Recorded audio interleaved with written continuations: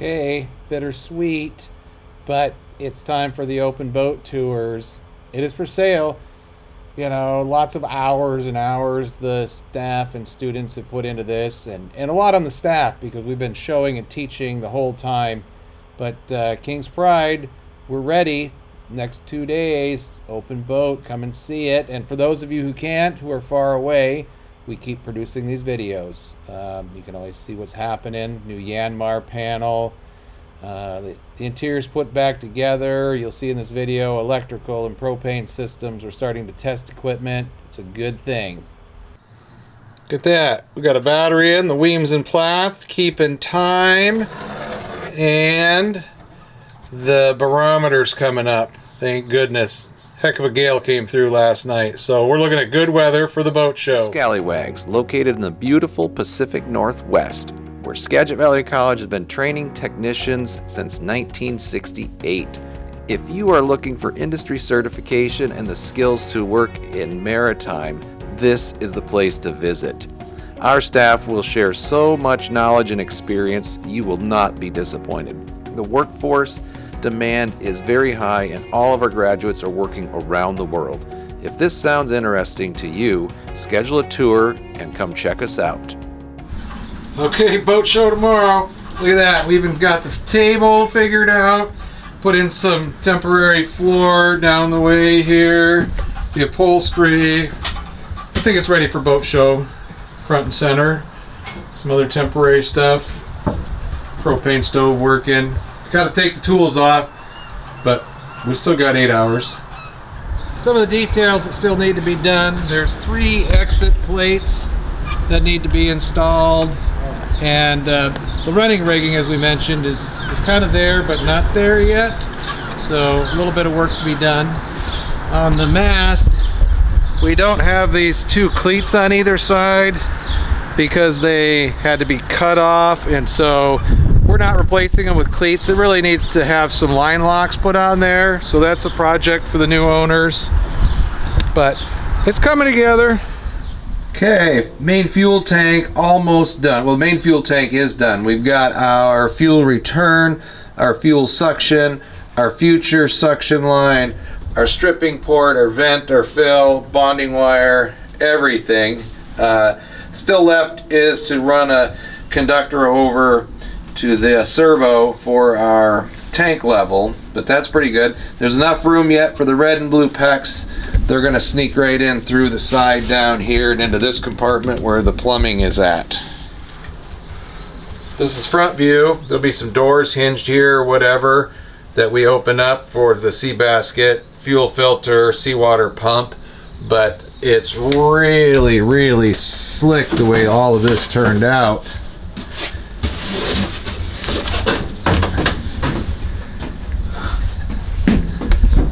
As we said, for maintenance, we're trying to do everything we can. This needs to be tied down to make this thing perfect. So we got the vacuum gauge on the fuel filter. We've got this Art finished this up on our drip tray. It's got these nice thumb knobs. You can lay the sea basket down and pull that out for long term if you had to clean. All the hoses and a few wires underneath, super neat and clean. We even went and spent $4 and some odd cents a piece for little knobs for the belt cover. If you ever need to take that off in a hurry, you don't want to have to go looking for a metric wrench. So this area really turned out nice. Here's another thing to note. As we say, it's still a project boat because things like this, the bow and the 2 nav lights forward are done, but this is the stern light. We've run the new conductor back here, but the old bracket disintegrated in the sun and fell off. We have the nav light for it. Probably not going to get this out before the auction is done and we move the boat into the water. So that still needs to be addressed, is the stern light. Pretty cool. Fridge freezer and click. Solenoid working. We've got propane. Is down in here. Art's propane locker is just about finished, and so before, non-approved, kind of, it was just stuffed in the lazarette. We didn't want to hang it on the back rail and have it all looking junky. We want this boat to be clean and simple and a nice sailing machine. So down in here, by the way, this is back to original Bob Perry design. We've got 2 tanks built in a fiberglass box that sits right in here.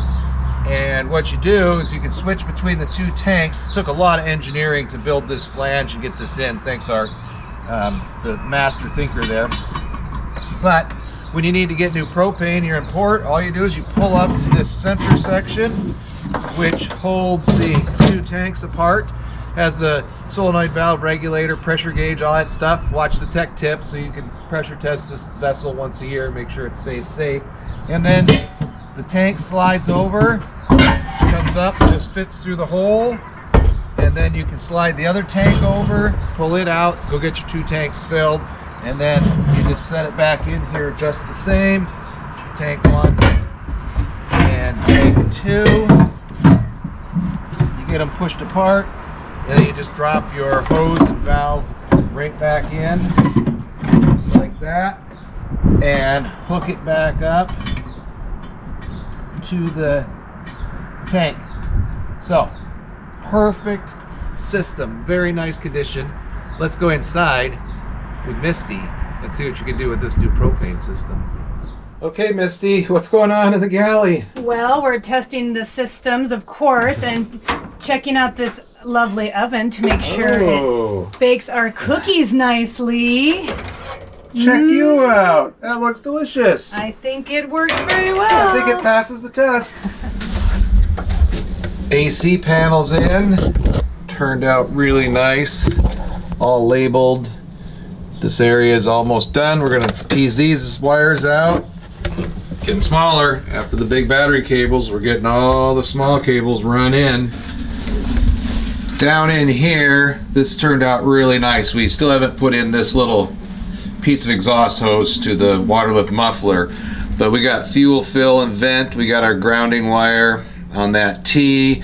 We've got our grounding bus up here. We got our bilge pump lines. We got the future PEX for a cockpit shower.